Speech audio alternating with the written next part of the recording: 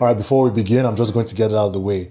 Herba Gold, Herba Pura, Alexandria 2, these are not making my top 10. Okay, having said that, I know a lot of feelings are hurt right now, but I want to remind you that fragrance is subjective and these are just my personal taste. Okay, now with that out of the way, let's focus on what this video is about. So Xerjoff is one of my favorite fragrance houses. Everything about them screams luxury, from the packaging to the juice itself. So Xerjoff's creator, Sergio Momo, is actually a creative genius. There's always something very meaningful behind each collection and fragrance that he creates. And get this, I think it was created around 2007, 2008, and they have way over 200 fragrances created already. Now you think that the quantity will take away from the quality, but that's not the case when it comes to Xerjoff. I'm yet to come across a Xerjoff fragrance that doesn't have that quality that is synonymous with the brand, with the exception of Herba Pura and Alexandria 2. I kid. All right, so with that intro out of the way, I'll be ranking my top 10 Xerjoff fragrances from my collection. All right, coming in at number 10, this is Golden Green, part of the Coffee Break line.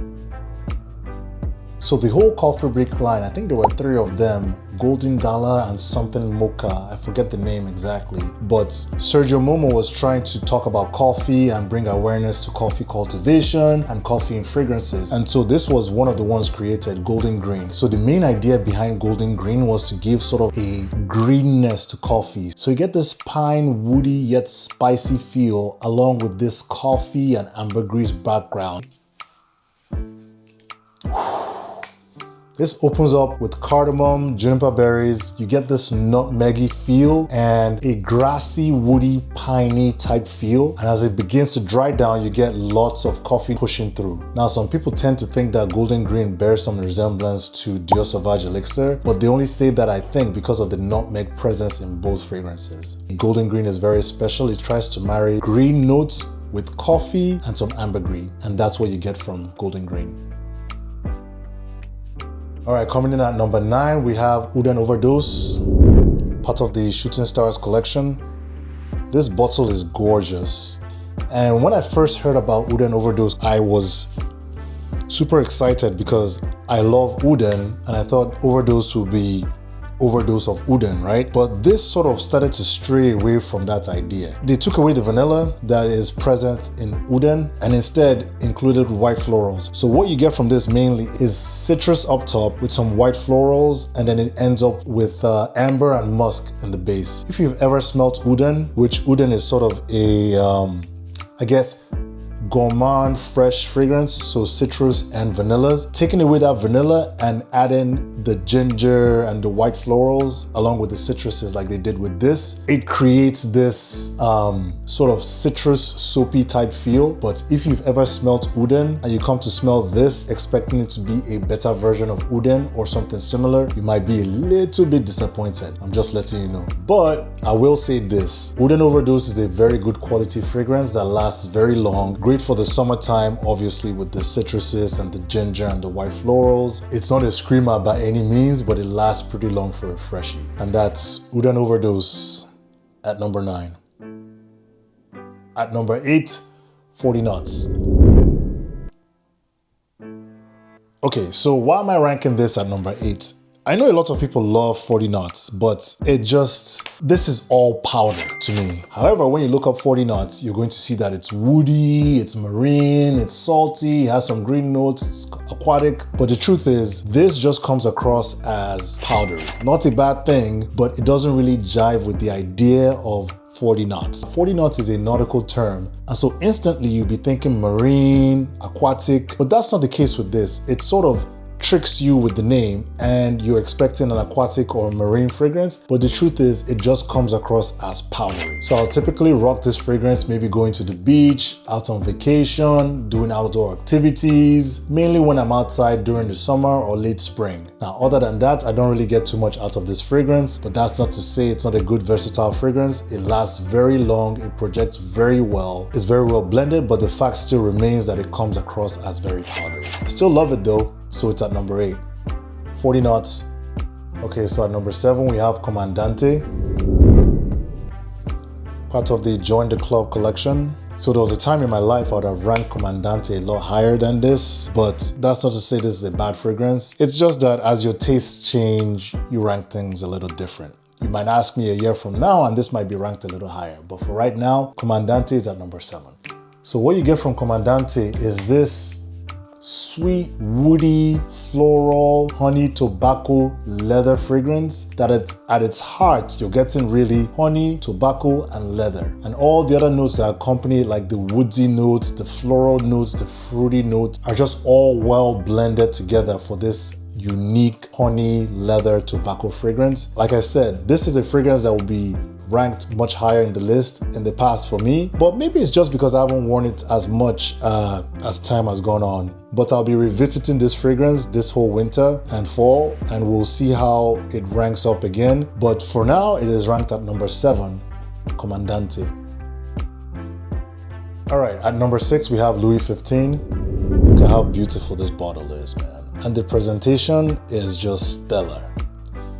So this was in collaboration with Maison de Venouge, which is a champagne house. And the idea behind it was to create a scent that somewhat mimics a champagne scent. What you get from this up top is this bubbly, citrusy type opening. And what it reminds you of is, imagine popping a fresh champagne bottle and pouring it in, and before the bubbles settle down, you take a sip. That same fresh, bubbly, tingly sort of feeling that you get from it is what you get in the initial opening. And then when it settles in, I start to get this hazelnut, maybe chestnut, coffee type, cocoa type mid that almost starts to appear as if it's a gourmand type fragrance. But then you get this woody type, smoky, leathery type base that is not overpowering, but all of that seems to blend together very nicely. All in all, a very well blended fragrance and quickly becoming one of my favorites.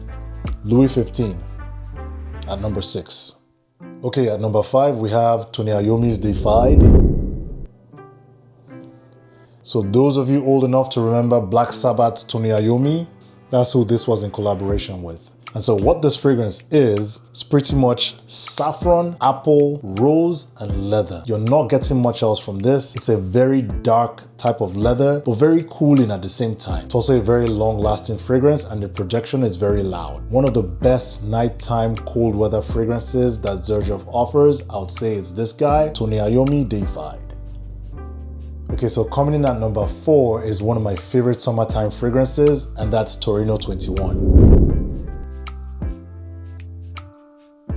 So Torino 21, part of the Torino collection, if that wasn't already clear from the name, is supposed to remind you of tennis, an ATP tour. This one is supposed to remind you of grass and the tennis ball. So think of those colors. You're thinking of yellow and you're thinking of green. So it's sort of lemon and mint and some basil and some lavender and some blackcurrant. Now, if you ask me, to my nose, I'm getting grass, lemon, mint from this fragrance. And so those ideas of the grass and the lemon and the mint is supposed to remind you of Wimbledon, which is one of the 4 Grand Slams, I think. I'm not a big tennis fan, but it's supposed to remind you of that because you think of the green grass and the yellow tennis ball. So the yellow is represented by the lemon and the green grass is represented by the green spices. So the green fresh spices that you get. So the grassiness, the mint, the thyme, and then it's all wrapped up with other notes like, fresh lavender. You get some musk from it when it dries down, but everything is blended so well and combines together to give you that image of tennis. Torino 21.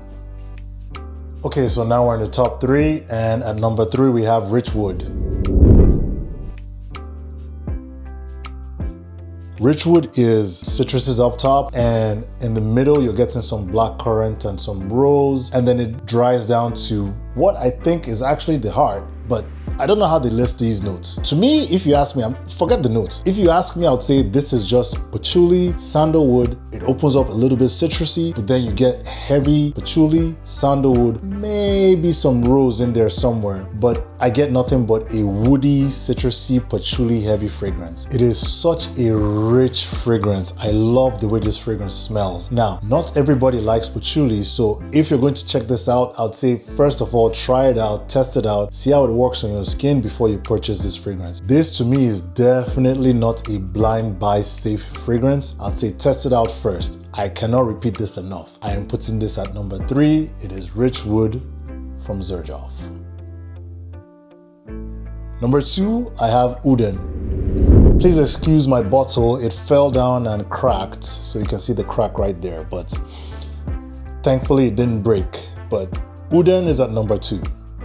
So Uden opens up very bright with some citruses, you know, grapefruit, some lemon, some lime. It's woody, and then you get some sort of rose accords with sandalwood. And then as you get to the base, that's when the vanilla starts to push through. There are also some hints of coffee as it dries down, but I really get vanilla more than anything in the dry down. Now, so the freshness mixed with the gourmand side of Uden makes it a very versatile scent. If you don't know what gourmand means, I've explained it many times on this channel, but I'll explain it again. Gourmand is a French term that sort of means glutton or to eat or edible. So anytime you hear gourmand used in fragrances or in the fragrance world, they're just talking about a fragrance that has notes that can be considered edible. So like vanilla, chocolate, coffee, things like this. And so in the case of Uden, it is that heavy vanilla in the base, which they took out from Uden Overdose that I was complaining about at the beginning of this list, but that's for another time. Anyway, so Uden is, to me, one of the most versatile fragrances on this list because it has that freshness mixed with the gourmand, and that just makes for a very good,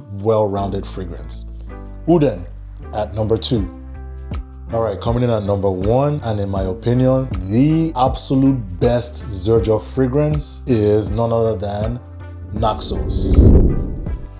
Now, say what you want. This to me is the absolute best Xerjoff fragrance. Naxos is one of those fragrances that at first sniff, I fell in love with. Whew, man. Naxos is this fresh lavender, honey, tobacco, vanilla, tonka bean fragrance. It's just, to me, it's an all-time absolute 10 out of 10 masterpiece fragrance. So anyone new to niche that comes to me and asks, hey, what fragrance should I get? The only two that I point to, Naxos and one other one that is out of scope for this video, but I'll still name it. It's Leighton by Parfum de Mali. Now, those two fragrances are perfect for people that are just getting into niche fragrances. They're both very versatile and can be worn as signature scent. Naxos a bit more gourmand of the two because of the heavy honey and heavy vanilla that is in this, but I'll say this fragrance is an absolute gem. A masterpiece, 10 out of 10. Number 1 for me from the house of Xerjoff, Naxos. Okay, so that concludes this video. If you enjoyed this video, please like, comment, share, and subscribe. It doesn't cost you a thing, but it does a lot for me. Once again, I am Afam the Nose. I'll see you in the next one. Woos.